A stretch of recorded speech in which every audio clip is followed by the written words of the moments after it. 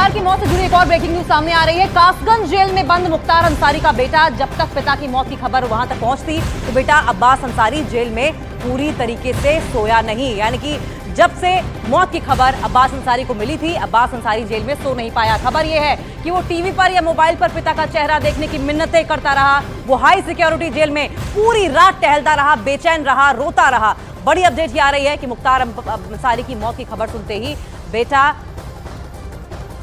परेशान हो उठा। अब्बास अंसारी जेल में पूरी रात सो नहीं पाया।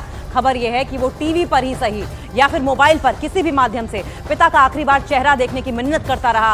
हाई सिक्योरिटी जेल में पूरी रात टहलता रहा, रोता रहा, बेचैन दिखाई दिया।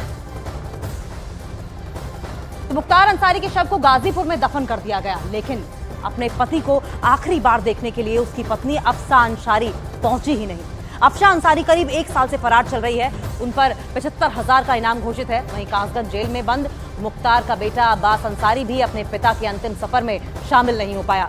वो कासगंज जेल में बंद है और उसे पैरोल नहीं मिल पाई है। आतंक का पर्याय रहा गैंगस्टर नेता मुख्तार अंसारी की मौत के साथ ही अपराध के एक युग और राजनीति के साथ उसके गठजोड़ के एक अध्याय का अंत हो गया है। उस पर हत्या से लेकर जबरन वसूली तक के 65 मामले दर्ज थे। देखिए,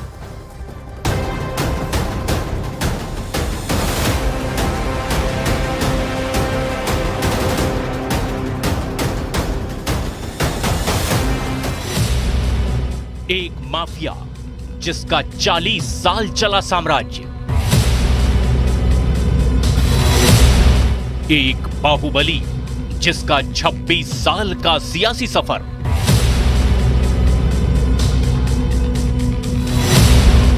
एक अपराधी जिसका सियासी गढ़ रहा मऊ,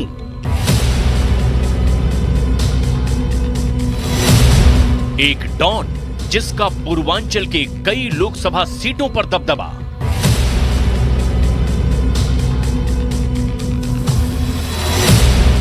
वो था मुख्तार अंसारी। उसकी 7 साल पहले हुई उल्टी गिनती शुरू।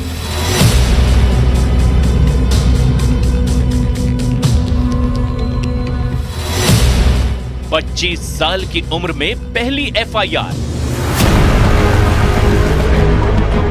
कभी क्रिकेट की दुनिया का ऑलराउंडर रहा मुख्तार अंसारी 80 के दशक में साधु मखनू गिरोह में शामिल हो गया। साल 1988 में पहली बार क्राइम की दुनिया में मुख्तार का नाम आया। आरोप था मंडी परिषद की ठेकेदारी को लेकर लोकल ठेकेदार सचिदानंद राय की हत्या का। इसी दौरान पुलिस कांस्टेबल राजेंद्र सिंह की हत्या बनारस में कर दी गई। इसमें भी मुख्तार का ही नाम सामने आया।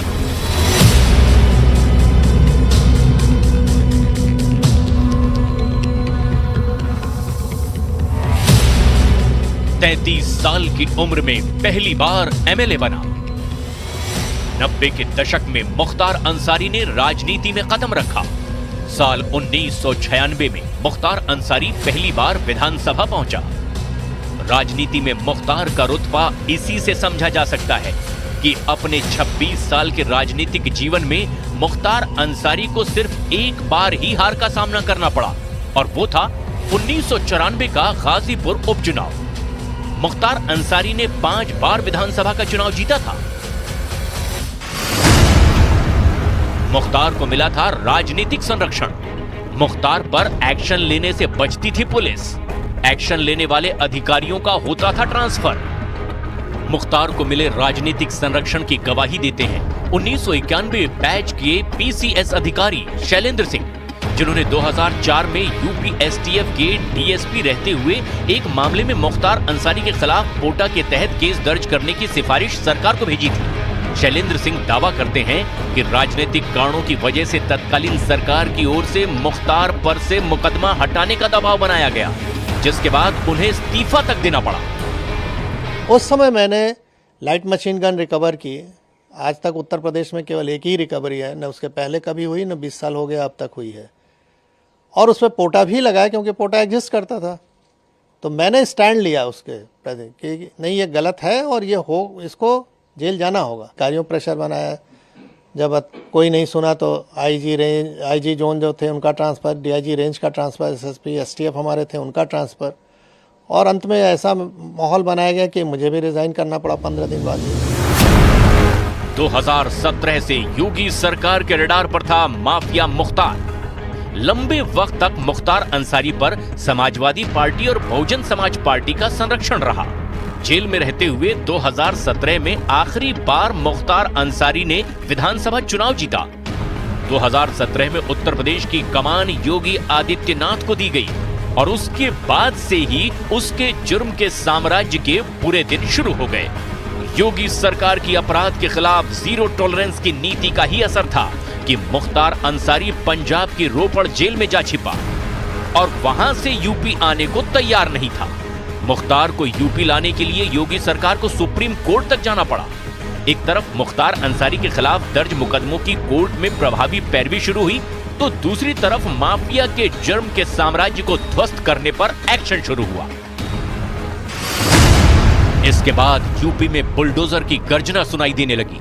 मुख्तार के गैंग के 292 सहयोगियों के खिलाफ भी ताबड़तोड़ एक्शन हुआ। 160 मुकदमे भी दर्ज किए गए। इनमें से 186 सहयोगियों को पुलिस गिरफ्तार कर जेल तक भेज चुकी है। वहीं 5 शूटर पुलिस एनकाउंटर में मारे जा चुके हैं। योगी सरकार में मुख्तार अंसारी के करीब 2100 से भी ज्यादा अवैध कारोबार बंद कराए जा चुके हैं।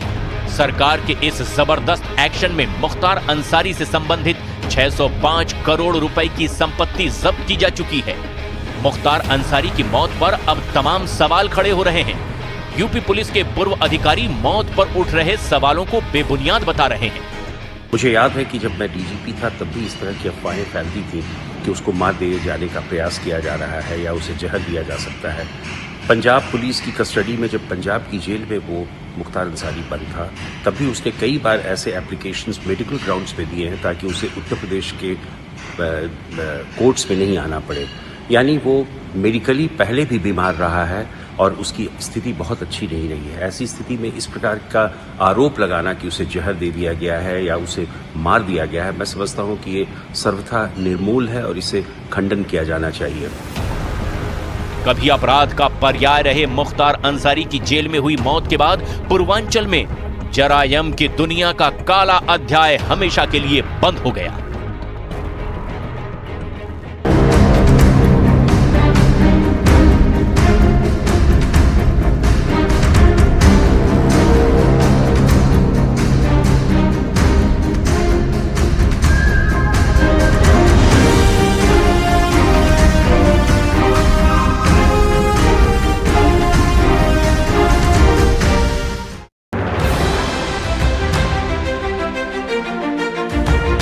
Welcome everyone to News 18 Shosha Reel Awards, where we celebrate extraordinary talents that bring stories to life. Thank you, News 18, for honoring me with this award. I'd like to thank News 18. I have to thank everyone associated with the film. This award is actually dedicated to the audience.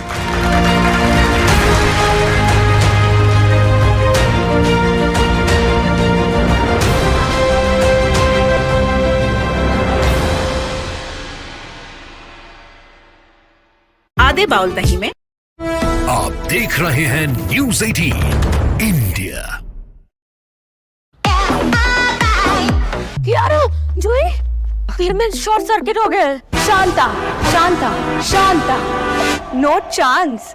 घर में फिनोलेक्स के wires ही नहीं, MCBs भी लगे हुए हैं, तो ये एंट्री स्मोकिंगली हॉट होगी, तभी तो रील वायरल बनेगी। No stress, Finolex. Mukhtar Ansari का शव गाजीपुर के मोहम्मदा